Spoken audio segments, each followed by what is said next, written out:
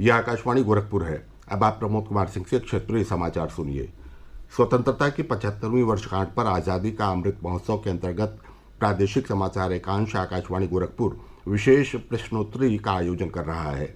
इसके तहत हर सप्ताह बृहस्पतिवार को सुबह 7:20 पर प्रसारित प्रादेशिक समाचार बुलेटिन में श्रोताओं से देश के स्वाधीनता संग्राम और उसके गौरवशाली इतिहास पर एक प्रश्न पूछा जाता है। इस प्रश्न का सबसे पहले सही उत्तर भेजने वाले श्रोता के नाम की घोषणा अगले दिन शुक्रवार को समाचार बुलेटिन में की जाती है। आप भी हमारे इस क्विज का हिस्सा बन सकते हैं। अमृत महोत्सव क्विज श्रृंखला का अगला प्रश्न कल सुबह प्रादेशिक समाचार बुलेटिन में पूछा जाएगा। जवाब के साथ अपना नाम, पता और फ़ोन नंबर अवश्य लिखें। अपने जवाब हमें ईमेल airnews.gkp@gmail.com पर भेजें। और अब समाचार। प्रधानमंत्री नरेंद्र मोदी ने आज नई दिल्ली के प्रगति मैदान में प्रधानमंत्री गति शक्ति राष्ट्रीय multi modal connectivity master plan का शुभारंभ किया और भारतीय व्यापार संवर्धन संगठन के नए प्रदर्शनी परिसर का उद्घाटन किया। उन्होंने नए प्रदर्शनी परिसर मॉडल को भी देखा। प्रधानमंत्री ने अपने संबोधन में कहा कि ये मास्टर प्लान 21वीं सदी के भारत को मल्टी मॉडल कनेक्टिविटी और अगली पीढ़ी के बुनियादी ढांचे को गतिशक्ति प्रदान करेगा।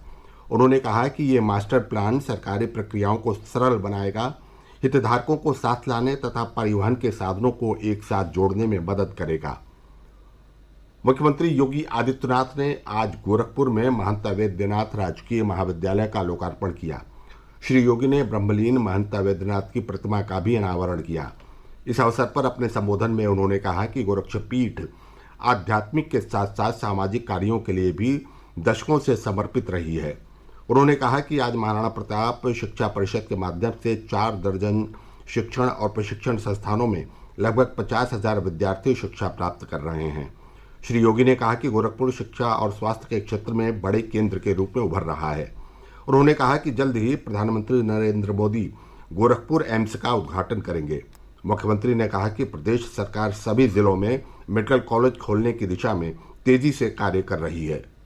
मेडिकल के क्षेत्र में हर जनपद में एक नया मेडिकल कॉलेज हम लोग दे रहे हैं। मैंने मेडिकल कॉलेज केवल गोरखपुर में था। भाइयों बहनों, आज देवरिया में भी एक मेडिकल कॉलेज है, कुशीनगर में भी हम लोग मेडिकल कॉलेज दे दिया है। प्रधानमंत्री से 20 तारीख को उसका शिलान्यास कराने जा रहे हैं। सिद्धार्थनगर में मेडिकल कॉलेज, बस्ती में मेडिकल कॉलेज, बलरामपुर में एक मेडिकल कॉलेज, गोंडा में भी नया मेडिकल कॉलेज का शिलान्यास करने जा रहे हैं। बहराइच में विगत सत्र में हम मेडिकल कॉलेज प्रारंभ कर चुके हैं। अयोध्या में मेडिकल कॉलेज पिछले सत्र में प्रारंभ कर दिए हैं। सुल्तानपुर में भी एक नया मेडिकल कॉलेज हम लोगों ने दे दिया है।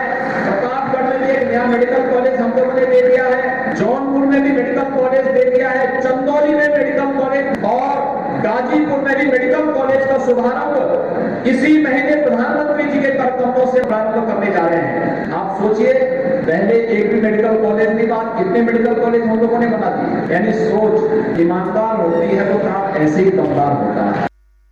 वरिष्ठ भाजपा नेता और सूचना तथा प्रसारण मंत्री अनुराग सिंह ठाकुर आज एक दिन के दौरे पर लखनऊ पहुंचे। श्री ठाकुर ने पार्टी संगठन की एक बैठक में भाग लिया। वो राज्य में आगामी विधानसभा चुनाव के लिए भारतीय जनता पार्टी के सह प्रभारी में से एक हैं। देश 100 करोड़ कोविड रोधी टीके लगाने की ओर तेजी से अग्रसर है। अब तक 96 करोड़ 69 लाख से अधिक टीके लगाए जा चुके हैं। प्रदेश में भी कोविड रोधी टीके लगाने का कार्य तेजी से जारी है। राज्य में अब तक 11 करोड़ 74 लाख से अधिक टीके लगाए गए हैं। प्रदेश भर में आज महाअष्टमी का पर्व श्रद्धा और उल्लास के साथ मनाया जा रहा है। देवी दुर्गा के दर्शन के लिए मंदिरों में सुबह से ही लंबी कतारें लगी हैं। बलरामपुर में देवी पाटन शक्तिपीठ पर श्रद्धालुओं की भारी भीड़ है। मिर्जापुर के मां विंध्यवासिनी मंदिर में भी बड़ी संख्या में श्रद्धालु दर्शन पूजन के लिए पहुंचे हैं। गोरखपुर, वाराणसी, अयोध्या सहित सभी स्थानों पर मां दुर्गा के भव्य पंडाल सजाए गए हैं और लोग माता का दर्शन पूजन कर रहे हैं। मुख्यमंत्री योगी आदित्यनाथ ने प्रदेशवासियों को महाअष्टमी की शुभकामनाएं दी हैं। अपने संदेश में उन्होंने कहा कि मां दुर्गा समस्त प्रदेशवासियों पर अपनी अनुकंपा बनाए रखें। उन्होंने सभी के स्वास्थ्य और सुखमय जीवन की कामना की है। इसके साथ ही क्षेत्रीय समाचारों का ये बुलेटिन समाप्त हुआ। नमस्कार।